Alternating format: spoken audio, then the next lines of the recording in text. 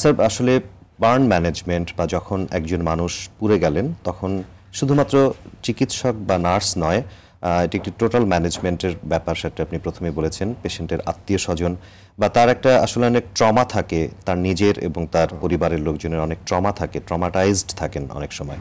এই বিষয়গুলোর ক্ষেত্রে কাউন্সিলিংয়ের ক্ষেত্রে আপনারা কিভাবে পরামর্শ দেন বা কি করা উচিত সেই বিষয়গুলি সম্পর্কে বলবেন। বার্ন ইনক্লুডিং যে কোনো ট্রমাই কিন্তু এটার একটা তো ফিজিক্যাল ট্রমা আর একটা সাইকোলজিক্যাল ট্রমা। এটা একটা হিউজ ইম্প্যাক্ট নিয়ে আসে পেশেন্টের আপনার আউটকামের ক্ষেত্রে।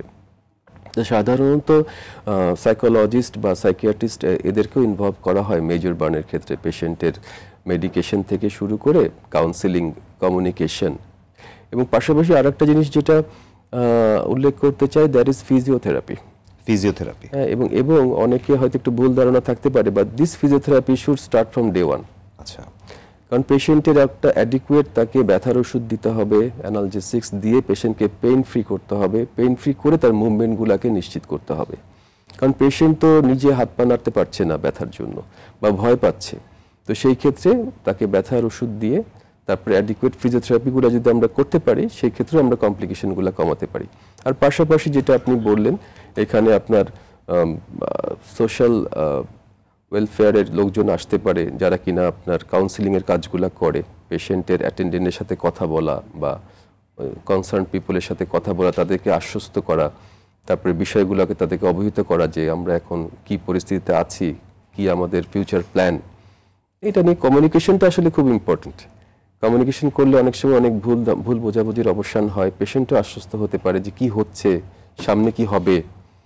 তো সাইকিয়াট্রিস্ট বা সাইকোলজিস্ট পাশাপাশি ফিজিওথেরাপি, এই দুইটা চ্যাপ্টারের খুব ভালো রোল আছে বার্ন ম্যানেজমেন্টে। জি, ম্যানেজমেন্ট সম্পর্কে কোন কোন সেক্টরের ভালো রোল আছে বা গুরুত্বপূর্ণ রোল আছে সেটি আপনার কাছে শুনলাম। আরেকটি বিষয় জানতে চাই, যদি কারো কোনো একটি অংশ পুড়ে যায়, তিনি পরবর্তী সময়ে জীবনের বিভিন্ন সময়ে তিনি সামাজিকভাবে নিজে অনেক সময় হীনমন্যতায় ভুগতে পারেন বা এরকম একটি সমস্যায় তিনি ভুগতে পারেন। সেই সকল ক্ষেত্রে ম্যানেজমেন্টের ক্ষেত্রে পরবর্তীতে তার স্ক্রিন গ্রাফটিং বা পরবর্তীতে তার একজন প্লাস্টিক সার্জন হিসেবে আপনারা কিভাবে তাদেরকে পরামর্শ দিয়ে থাকেন বা কিভাবে সাহায্য করে থাকেন? হীনমন্যতা বলতে দুইটা বিষয় আছে। আমাদের প্লাস্টিক সার্জনদের কাছে সবচেয়ে বেশি ইম্পর্টেন্ট হচ্ছে মানুষের ফাংশন। জি, মানুষ প্রপারলি ফাংশন করতে পারছে কিনা, সে হাত দিয়ে প্রপারলি কাজ করতে পারছে কিনা, পা দিয়ে প্রপারলি সে হাঁটতে পারছে কিনা, এটা আমাদের কাছে হচ্ছে প্রথম গুরুত্বপূর্ণ বিষয়। জি, অবশ্যই।